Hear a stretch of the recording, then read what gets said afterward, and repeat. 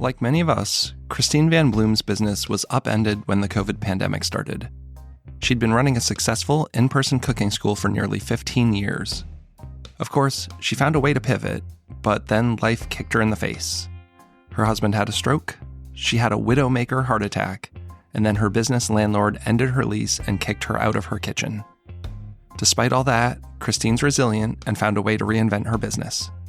On today's show, you'll hear her inspiring story and find out what she's doing now. This is Chris Spear, and you're listening to Chefs Without Restaurants, the show where I speak with culinary entrepreneurs and people working in the food and beverage industry outside of a traditional restaurant setting. I have 31 years of working in kitchens, but not restaurants, and I operate a personal chef service throwing dinner parties in the Washington, D.C. area. When I moved to Frederick, Maryland back in 2007, I really wanted to immerse myself in the food scene and get to know the chefs here. And for whatever reason, it was incredibly tough to find who the actual chefs were working in restaurants. Weird, right? But one person stood out, and I kept seeing her everywhere, and that was Christine Van Bloem. At the time, I hadn't started my personal chef business, and I couldn't even imagine Chefs Without Restaurants being a thing. Like me, Christine had gone to culinary school, and like me, she had no desire to work in a restaurant kitchen. Christine ultimately started the Kitchen Studio Cooking School, where people would come and partake in really fun, hands-on cooking classes. And I even had the opportunity to lead a cooking class there one time. But of course, COVID happened. And I don't want to spoil the whole story here, but I'll say that Christine's business has evolved, and today she's here to talk about her newest venture, the Empty Nest Kitchen. After hearing Christine's story, it was evident to me that this is a story of perseverance and adaptation. You can make all the plans in the world, but some things are just out of your hands, and it's how you roll with it that matters. I want to keep this intro short. I just want to say that I hope you enjoyed today's show, and if you want to be a part of a community, head on over to chefswithoutrestaurants.org. From there, you'll find a link to our Facebook group where we're sharing business advice, cooking tips, and gig leads. Also, I've been having a lot of fun on Threads, so I'd love for you to connect with me over there. Like Instagram, I'm at Chefs Without Restaurants. I know your time's valuable, and you have a lot of choices about how to spend it. As always, thanks for taking the time to listen to the show, and have a great week. Hey, Christine, welcome to the show. Thanks so much for coming on. Hey, Chris, thanks so much for having me. This is kind of crazy that I've been doing this for 4 years now, and I haven't had you on the show yet since you were the first chef without a restaurant I really knew. But I guess, I started this pre-COVID, and we'll get to that. And COVID changed so much, and you had a little downtime from the food business for a bit there. So, but now you're back. So I can't wait to share this story with people. You're back.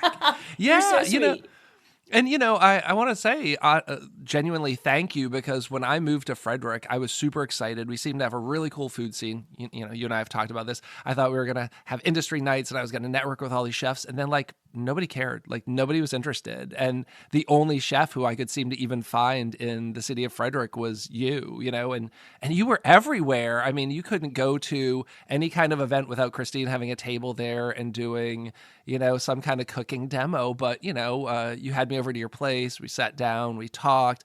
You've let me, rent your kitchen. You didn't even charge me when I needed it to do events. And I did a dinner at your cooking school. So I really appreciate that when nobody else wanted to talk to me. And I just wanted to talk to cool chefs. But, that's a whole side thing about our food culture and industry here in the town that we live in. Well, it's a whole world of levels, right? And where you are and where you garner the respect, and if you're real and if you're not. And I think, certainly you've helped with all of that, and it's awesome. And I think Chefs Without Restaurants getting a much better deal these days, I like to think so. Appreciation, I think. So. Well, kind of on that note, I mean, I saw you everywhere. So you had a business. How important was that to really be out there? If you have a business that relies on, yes, every business relies on customers, but putting yourself out there and doing all those, being at this, whatever festival and having a table or talking quite often, I don't know whether you're charging people or not. I'm sure there's some free work and then there's some paid work, but it seemed really important to you to get out there in front of people. Yeah, I always say there are endless opportunities to work for free.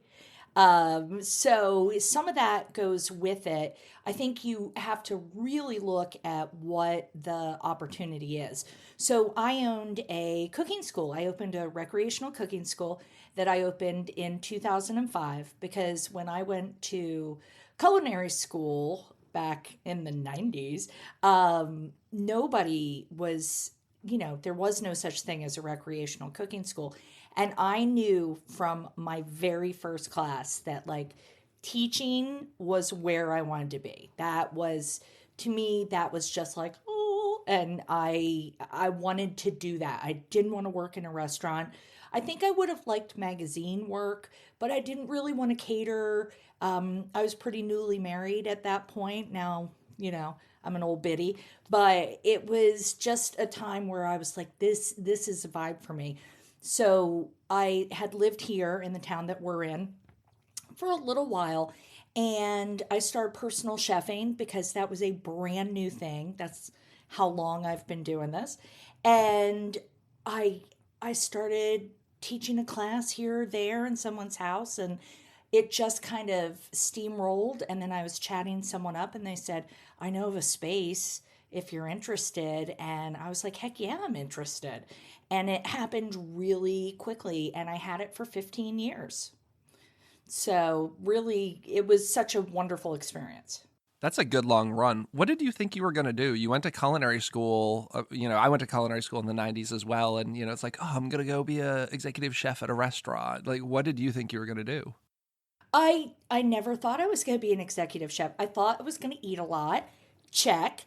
I thought that I'd be able to do some cool food writing, getting there, doing some check. I just knew that I wanted to be involved in food somehow. And back then, if you didn't do restaurant work, nobody wanted to talk to you. Like you weren't capable of being a teacher, you weren't capable of shining someone's shoes. It was really just the start of when everything got interesting, I think. Yeah, and now look at the landscape of culinary. I mean, the whole idea of chefs without restaurants. Before I'd tell someone I'm a chef, and they'd ask where all excitedly, and you tell them. And when I was working in a retirement community, it's like, oh, okay. It's like no, it's really cool. It's really cool. And it's so different than it was 20 years ago, or even 10 years ago. Just watching this kind of grow. And it's so cool. I mean, looking at all of the talent that's out there, especially young talent. I get super excited seeing, and I hate to be that old lady who's like back in my day, but I love that the stuff we put in is really helping these younger chefs, these younger food professionals come along. I just get giddy at that. I love it. And you had such a great team where you were. I mean, it seemed like Ugh. there was great synergy. And I also thought it was interesting that other people could come teach there, with you. I came and did a dinner there one time, and you make everyone come and do a dish. Like, I remember I came and had to just be a dish dog before I was allowed to come and do a class, right? That's how it works. Yeah, absolutely. Because listen, I don't believe in that whole, yes chef hierarchy in my situation. I mean, a brigade system works great in a restaurant kitchen. It totally does. But I had this superstar, ridiculously overqualified staff that helped me, and they were so incredible, and they were so brilliant, and things would just run so smoothly with them. They knew all my moves, and it was just so great, and they had such brilliant ideas. It was always such a pleasure, and I think to do something like that, I mean, it could have been. I remember looking at names when I was first starting out. And of course, crowdsourcing in 2000 and whatever was really different from now. And somebody was like, oh, it's got to be Christine's Kitchen. And I was like, well, absolutely not. And that also means they're always going to be looking for me. And I wanted to use it as a space to bring other talented people in, kind of whether they were chefs or really passionate, very talented home cooks, or we had a lady who did cake pops Oh my gosh. I mean, the stuff she did, not on my best day, right? Not on my best day could I even Yeah. touch that. So it was really fun to bring in bakers and pasta professionals and all sorts of people to come in. And yes, dish dog for sure. Because if you're not going to pitch in and be part of the team, I was not interested because that didn't fit our vibe. Well, and you know that this is not just about cooking, especially No. what you were doing there. I have never even made the claim that I'm remotely close to being the best chef or even a great chef. I have a lot of experience, but in the personal chef world, I'm an entertainer. So it's a blend of like being able to cook, being able to be organized, being able to Yeah. entertain, and all that stuff. So I think I'm really great when you put these things together. And the same with you. Like, you don't have to be the best chef, but you have to be the best chef or one of the best who can also entertain and facilitate a good time and organize a team. And that's a Yeah. whole skill set, once it comes together. It totally is. And I'm like you. I have never made claims. Listen, somebody's always going to be better. It doesn't matter who you are, what you're doing. There is always someone better, always. And I'll tell you what, though, if people come to me when I had this space, I knew they were going to have a great time. I knew they were going to have a lot of fun. I know they were going to leave knowing things they didn't know when they got there, right? I knew that it was going to be a memorable, wonderful time where they would learn things. And that was my whole objective. I have people reaching out to me for this all the time in their homes, and I've had varying levels of success. The thing I find most interesting is these people who are adamant that they want to cook everything, like nothing prepped.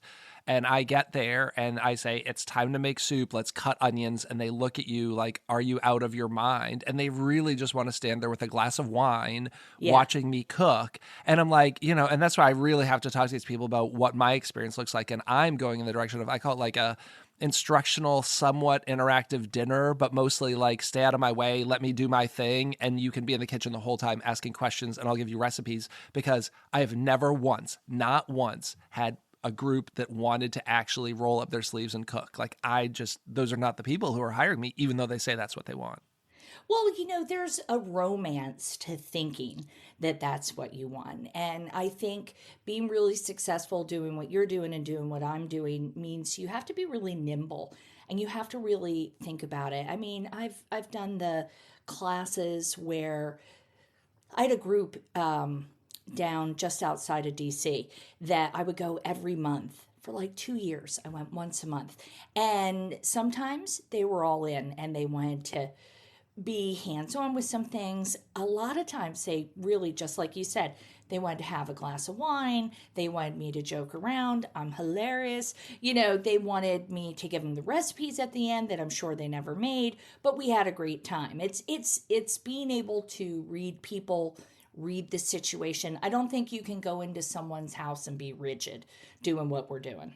No, not at all. And I think that's what I talk to personal chefs or potential personal chefs about the most, because they ask me for advice, right? And it's like, Yeah. well, you're a good chef, cook, whatever, but how are you when the dog is at your feet? And some people say, like, I have a policy that says, like, no dogs. It's like, I'm going into your home. Like, I don't feel like I can tell you can't have your dog. Like, the kids can't be in the kitchen. It's a hazard. It's like, you have a 5-year-old running around the house. Like, you're not locking them in a room. Like, I Right. don't have anything like that in my policies, that you can't have your dogs or children. Like, I have a house at home with 2 children, a dog and a cat, and I can cook Yeah. my dinner here. I can cook your dinner there, I think I want to stipulate that they have to have a dog. I love dogs. Yes. But, I'll tell you what, I've had some really successful times where the kids, or, one kid in particular, is kind of into it and maybe they're shy, and you draw them in and all of a sudden they're having a great time. And they're really little. I mean, it's dump and stir. I've taught tons of kids cooking classes. They just want to dump and stir. That's all it is.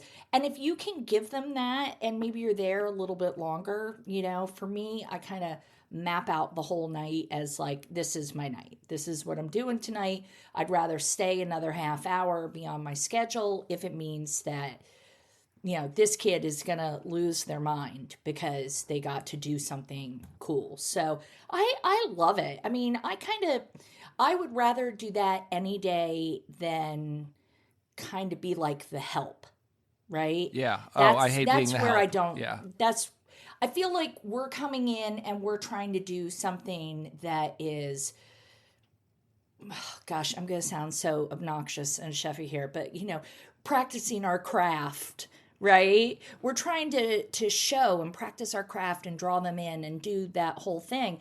And when they're kind of dismissive, that's not what they want. That's when they want a caterer. Because Yeah. caterers are so good at blending in and everything's just gorgeous and they slip it in. But yeah, that's the thing. I very recently was the help at one of these parties. Like I got there and it was a birthday celebration, and I don't think anyone except the host introduced themselves to me. Like I was there and people like see right through you. We didn't even Yeah. announce what the dishes were. Like I literally like salad on the table, everyone's talking, music's playing, and we just walked away. It's like, I hope you whatever, Yeah. just eat the food. Like, I hope you like it. The same thing with the entree. Like, I'm bringing you this bowl that has like 80 ingredients, and it's like nobody knew what anything was. There was no printed menu. They didn't It's just care. like, oh, yeah, like do your thing, eat your food. Yeah. I get a really decent paycheck for that one, and that was fine. But, it's not as fun. And I did You have got to one roll with customer. that. And I had a customer come to me afterwards while they were doing dessert, and he came into the kitchen and wanted to tell me about, his smoker and all the things that he does at home. Like, you occasionally get the one, too, but it's like they didn't even Yeah. want to pause for 5 seconds and like learn what they were eating. Like, I'm not looking to educate you. It's just like, here's your pasta with your bolognese, and these are the vegetables in it. Like, that's all I was going to do. It's just it's back to that, rolling with it and being nimble. Read the But room. I prefer it when it becomes a really cohesive atmosphere. And I mean, I sound so greedy, I think, but I love to be part of things. And I love service, right? I totally love doing the little extra things and being the, oh, well, what about this? That to me is the most fun. Well, I've had this as a debate with other personal chefs because, like, this is my career. Like, I quit a job to do my own Yeah. thing. Like, I want to be happy every day. And that means, like, cooking for and with people who enjoy it. And some people say just basically, like, shut up and cook for these people, right? Like, get off your high horse. Like, they're paying the bill. And it's like, yeah, they're paying the bill. But, like, if I can opt to pick which customers I want to work with, there have been ones who I have talked to them on the phone, and you get off the phone and immediately you're like, I am not going to want to cook for this person. I really don't care how much they're looking to spend. It's going to be a nightmare for me, and I'm going to find a way to tell them that it's not going to work out. And I know this is a hot topic that a lot of people have disagreed with me on. Well, I mean, I think okay, so I used to be super judgy. I don't maybe the pandemic knocked it out of me, maybe old age. But I think if you're running your business, then you're running your business and you know what lights your fire. You know when you're going to have the best time, when you're going to have the most success, when you're going to be able to be the most you. So do that. And if people have an issue with it, I mean, they don't have to do that same thing, right? Yeah, absolutely. Well, and you mentioned pandemic there. So you had a Ugh. very in-person, let's have a bunch of people into a space to cook together right up on Yeah. each other, and then COVID hits. So Yeah. what happened there? Yeah, okay. So you know the whole ugly backstory, but March 13th of 2020 was our last in-person class at the Kitchen Studio Cooking School. And I have to tell you, the month before in that February, we crashed our website when we released our calendar because I make the joke 15 years to be an overnight success, but it had taken I was grinding and grinding for years and we were just flying. Bookings were coming in, private classes, all that good stuff. Everybody was affected. Everyone was affected. And I am a safety girl. So I wanted to be sure we were following all the rules and regulations. I'm a square. So we shut down when they said we had to shut down. And it was such panic for all of us. I remember speaking to a bankruptcy attorney for the business and walking around in my backyard, talking to this guy. And the month before, the coffers were full, right? Everything. I didn't pay myself a lot, but I'm not a frivolous spender, but everybody wanted their money back right away. I mean, customers that had come to me for years and years wanted their $70 for one class back right away. Ultimately, thank goodness for the PPP. It let me pay my landlord. It let me pay my staff. It let me pay myself a little bit, but it was, gosh, it was just such an awful time because nobody knew what was going on. And ultimately, I had to refund over $30,000 in a very short That's a period lot. of time. It Oh, was, wow. I mean, it was breathtaking. And I remember I had tried to roll everybody over into doing online classes, and some people actually sent me the nastiest emails. And it was breathtaking for me because, like I said, service has always been a really fun thing for me. And I try to build relationships and all of those things. So that was super devastating. But it gets worse, right? So we didn't know what was going to happen. And I had been in negotiations with my landlord because my lease was going to be up. And I was in this really, it was a great space for me, but forget about drive-by traffic. They were closing the turnoff from the highway down. They were, it's not a great space for anybody who didn't have people registering in advance. And we were in negotiations. They had somebody new in the office who didn't send the paperwork out. And then truthfully, I was like, well, I don't know what's happening here. So I found out after I had just broken my ankle playing pickleball, and my husband had to drive me back and forth to work. And we're trying to do online cooking camps at this point because it's the summer of 2020. And those were way more successful than I thought they'd be. And then we were doing some online adult classes. And I'm a ham, so I can make that come across. But I had broken my ankle very dramatically. And my husband drove me down so I could do some stuff. And I opened up a letter from my landlord that basically said, you can leave and you can do that within 30 days, or we reserve the right to kick you out. And we would give you 60 days. And Oh, wow. I was floored because you know how I said I'm a square? Well, I paid that rent one time every month for 15 years. And I think they were under the impression maybe, because everybody, I'm going to give some grace here, lots of therapy, but everybody was freaking out, right? Everybody was freaking out. Nobody knew what was happening. But I think other folks thought maybe they would want to take my space. And I think that looked really good to them. And all of a sudden they wanted me to sign a 10-year lease when the most I'd ever signed was 3, and it was just bad. It was just a bad situation. It was just bad.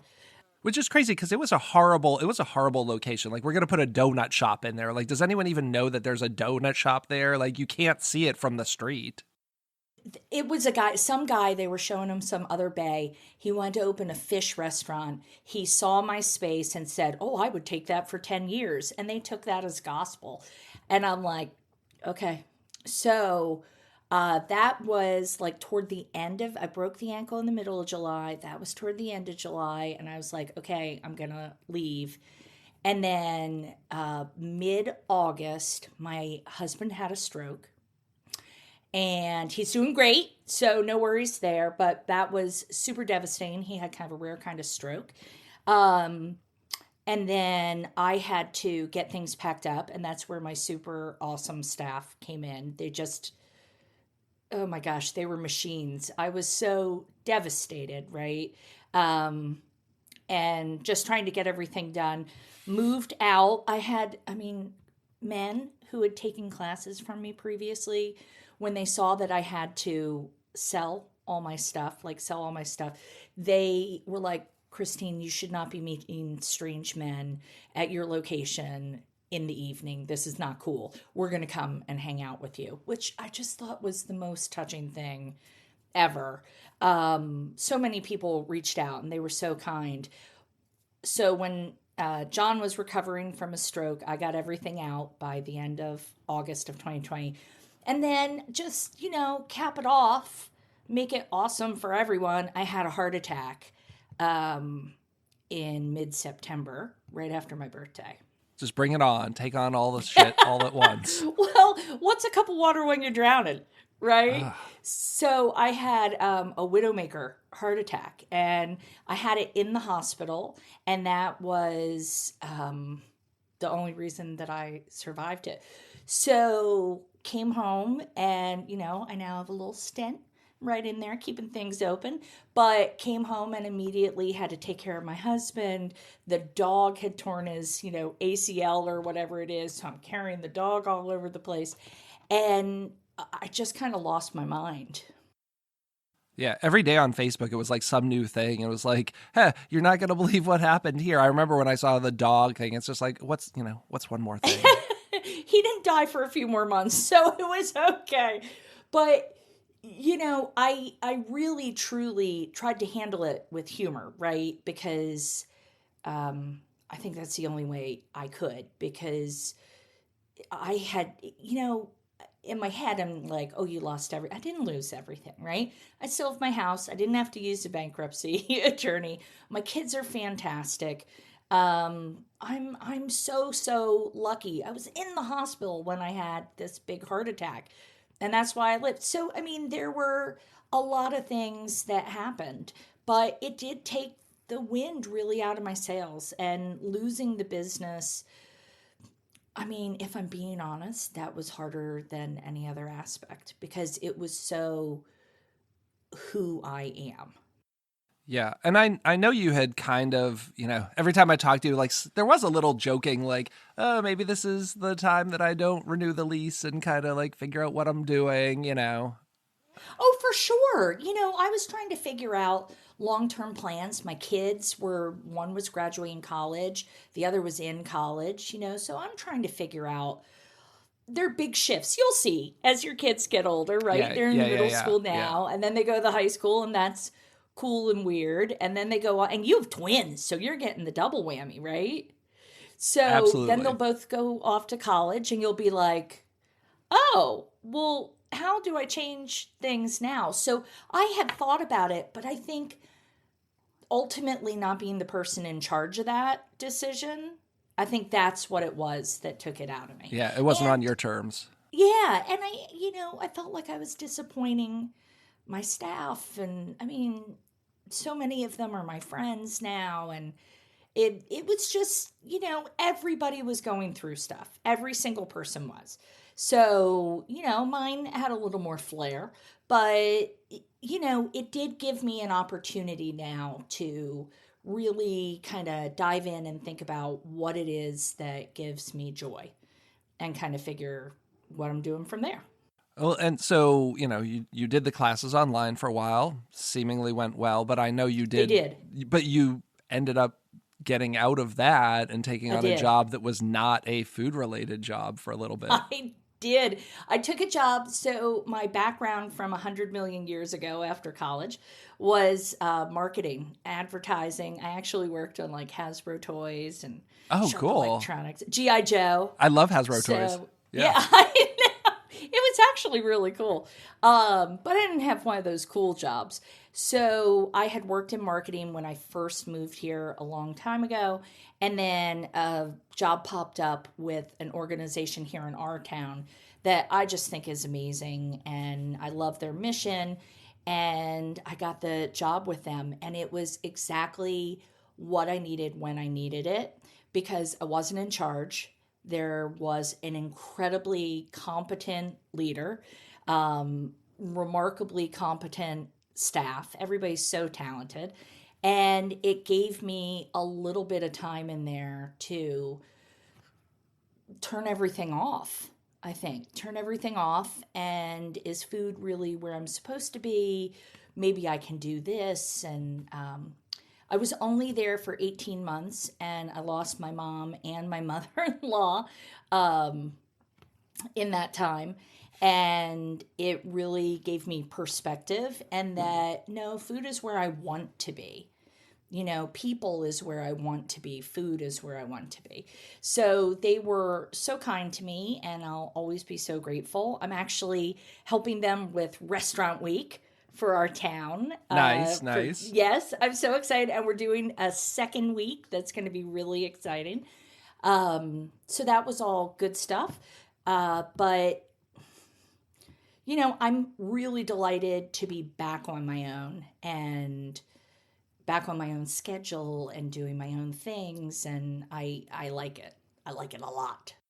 I can't imagine, every once in a while I think there's like a really cool job for me somewhere in some kind of food service doing some interesting, I don't know, R&D or something. But like, I'm just like the flexibility alone, when I think about like our schedules and especially having the kids and it ramping up. And, my daughter was in Beauty and the Beast in middle school this past week, and it was 3 days, 3 shows, but it's like Friday night, like being able to go to a Friday night show. Oh, and by the way, we got to get her there Saturday afternoon. And there's a Saturday night. Oh, my son's got basketball twice a week and my daughter has bass twice a week. Like just being able to do that. And I drive them to and from school. Like I don't see a world where taking a 9 to 5 or a, 10 to 6 or whatever is going to work for me. Yeah, 8 to 5 is going to work for me, at least not right now.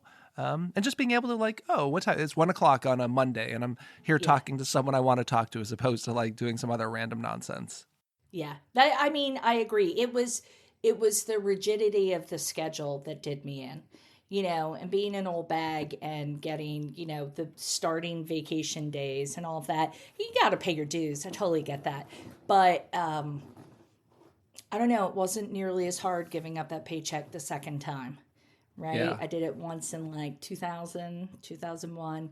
And then this time was a lot easier, So where's that leave you right now?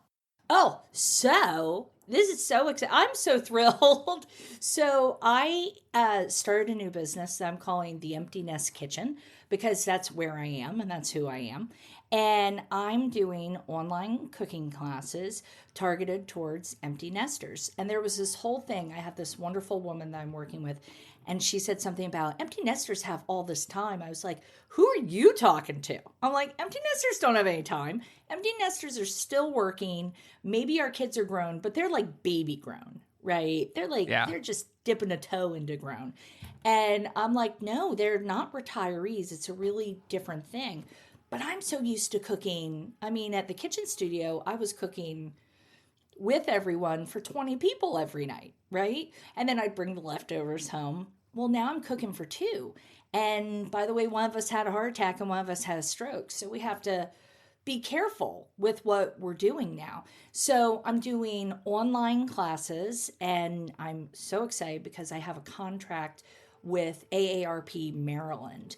And I do a free monthly online class. I know, you're like, AARP, but anybody can take it. You do not have to be a member. By the way, you should be, because everybody gets great discounts with AARP.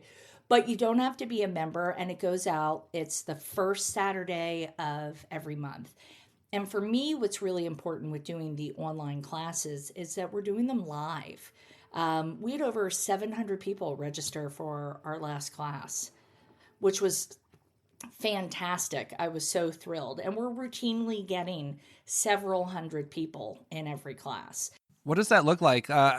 Are you doing multiple dishes, or is it themed? Like, what does that look like? So AARP does monthly themes, and I'll usually try to fit something in. But, fraud and frittatas, it's like, how are you going to do it? It's clever. So much of it is just how you talk about it, and they'll have a moderator on who will help do that. But the classes are an hour long. We keep them nice and tight. I'm usually doing 2 or 3 different recipes. Earlier this month, I did beans and greens because I'm so into it. I did something I'm calling my faux katcha, where it's using, a riff on that whole self-rising flour yogurt stuff. Yeah. And then a shaved Brussels sprout salad, for 1 or 2 people. So they ask tons of questions. The chat gets ripping. I love it. And then I'm also doing classes through my website, which is emptynestkitchen.com. I'm doing one for, I know we'll be past at this point, but for Valentine's Day, I threw a little chocolate two ways. We'll make mousse and truffles just using ganache two ways. And it's selling like hotcakes. I'm loving it. Now, is that for like an individual group, like one party books it, or do you have a thing where they're like strangers together doing classes? This is the beauty of the online classes. And I'll be totally honest with you. When I did my first online class in May of 2020, I was kind of like, oh my gosh, I cannot wait to get back to my own kitchen. This is ridiculous. But I opened my mind and I thought about it and I took some online classes because I'm big into doing a lot of research, right? Sure. And I had my son come over. I knew he wanted to learn how to make cream puffs and eclairs. So he came over one Sunday morning and we took a class on cream puffs and eclairs. And we had the most fun we have had together in so long. I learned so much from being a student in that class. And the joy of doing an online class, first of all, I think it has to be live. I really do. I think if you're doing pre-recorded, I think that's a different mission, right? I think it has to be live so that you're there and able to answer the questions. So do you have someone answering questions for you, like handling that on the side? I'm answering. You're answering the questions. But so do you monitor a chat? Okay, a moderator. Okay. I have a moderator who monitors the chat, who knows what she's doing, so she can answer questions if she needs to. They receive all the recipes. They receive the shopping list as soon as they register.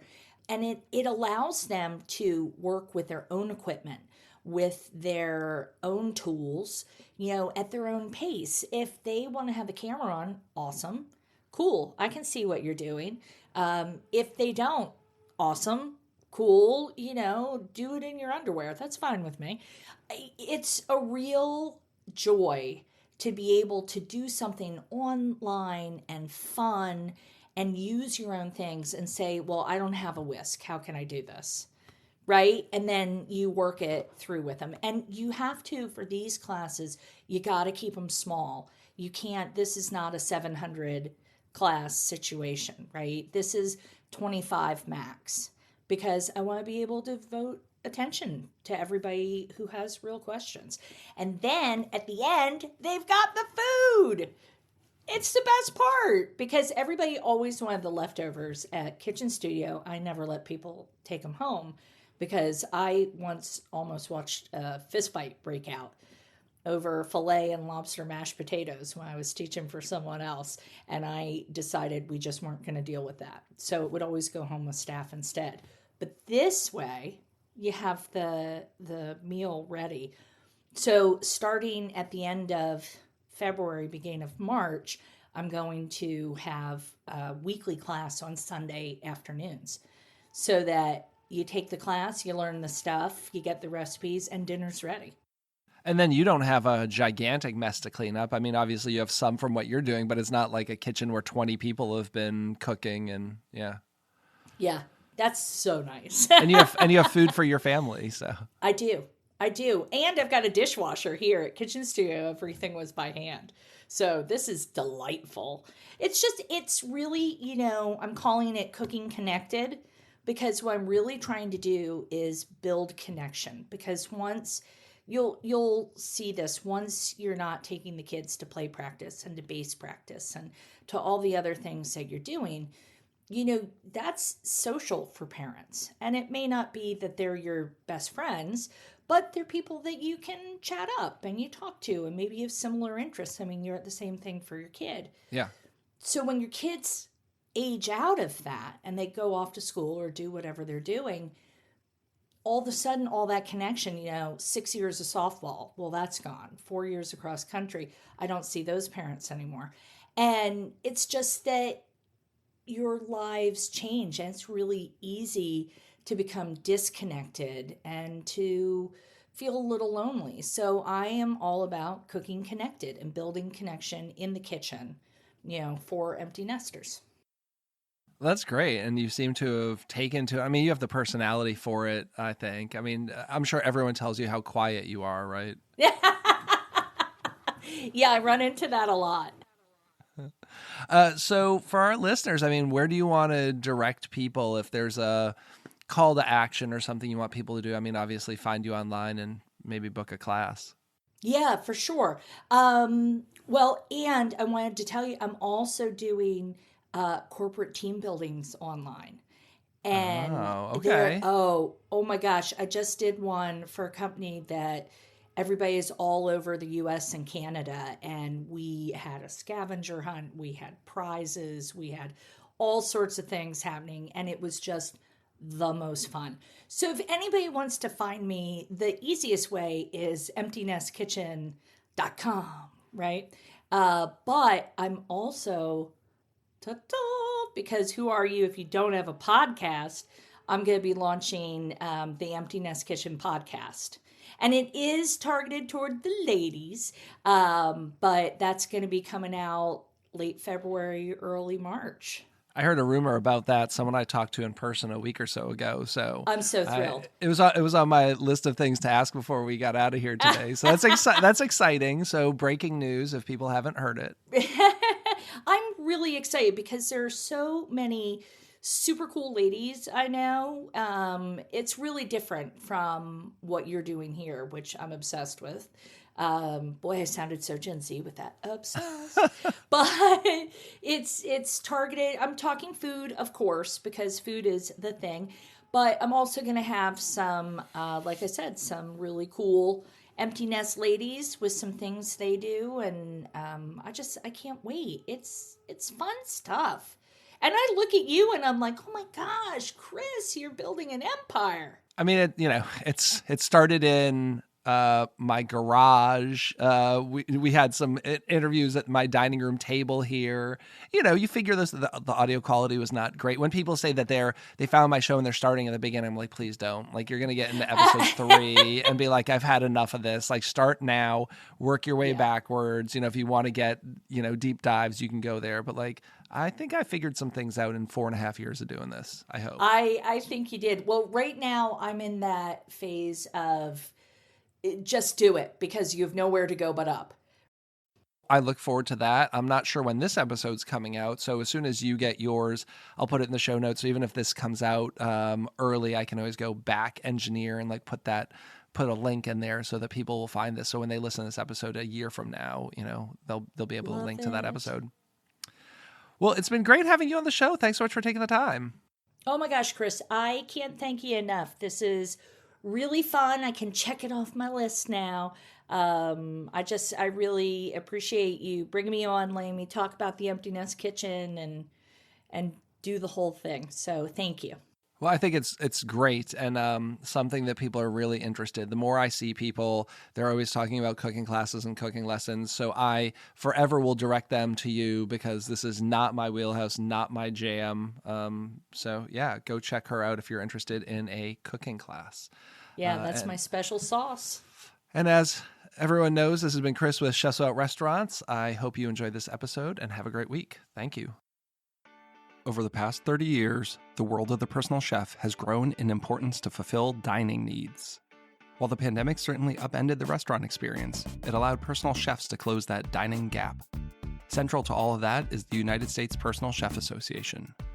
Representing nearly 1,000 chefs around the US and Canada, USPCA provides a strategic backbone for those chefs, including liability insurance, training, communications, certification, and more. It's a reassurance to consumers that the chef coming into their home is prepared to offer them an experience with their meal.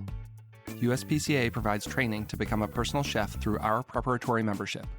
Looking to showcase your products or services to our chefs and their clients? Partnership opportunities are available. And there's a new member special on all membership levels. Save $25 to $75 by using promo code SPRING2024. Special veteran pricing and payment plans are available. Call Angela today at 1-800-995-2138, extension 705, or email her at aprather@uspca.com for membership and partner info. You're still here? The podcast's over. If you are indeed still here, thanks for taking the time to listen to the show. I'd love to direct you to one place, and that's chefswithoutrestaurants.org. From there, you'll be able to join our email newsletter, get connected in our free Facebook group, and join our personal chef, catering, and food truck database so I can help get you more job leads. And you'll also find a link to our sponsor page where you'll find products and services I love. You pay nothing additional to use these links, but I may get a small commission, which helps keep the Chefs Without Restaurants podcast and organization running. You might even get a discount for using some of these links. As always, you can reach out to me on Instagram at Chefs Without Restaurants or send me an email at chefswithoutrestaurants@gmail.com. Thanks so much.